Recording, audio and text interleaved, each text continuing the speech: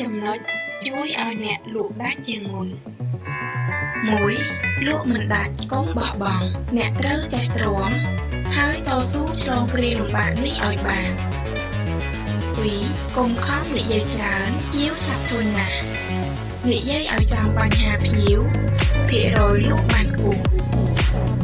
3. ការលក់មិនទៀងជួនដាច់ជួនស្ងាត់រក្សាលំនឹងចិត្តឲ្យនឹងឡកុំឆាប់បាក់ទឹកចិត្តពេលលក់មិនដាច់ 4. ធ្វើជាអ្នកលក់ត្រូវចាំថាទំនួលខុសត្រូវធំជាងគេបន្តិចអ្នកនឹងមានប្រៀបជាងគេកាន់តែខ្លាំង 5. ទឹកលុយមិនឈ្នះទឹកចិត្តអ្នកលក់ដែលចេះបង្កើតទំនាក់ទំនងស្អិតជាមួយភ្ញៀវជាច្បាប់លក់ដាច់ខ្លាំងមួយ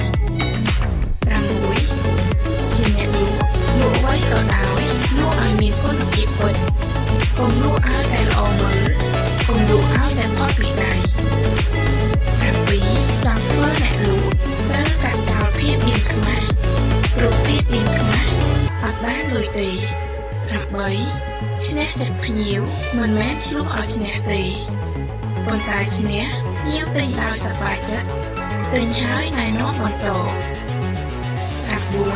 ផលិតផលល្អតែខ្សោយគំនិតលក់ជំនាញលក់មិនចេះចរចារឹងលក់យ៉ាងណាក៏លក់មិនដាច់ 10. លក់ដូរកុំរើសអើងភ្ញៀវទិញតិចក្តីទិញច្រើនក្តីនៅតែជាភ្ញៀវចូលបំពេញតួនាទីជាអ្នកលក់ឲ្យបានល្អគំនិតល្អទាំង10ចំណុចនេះ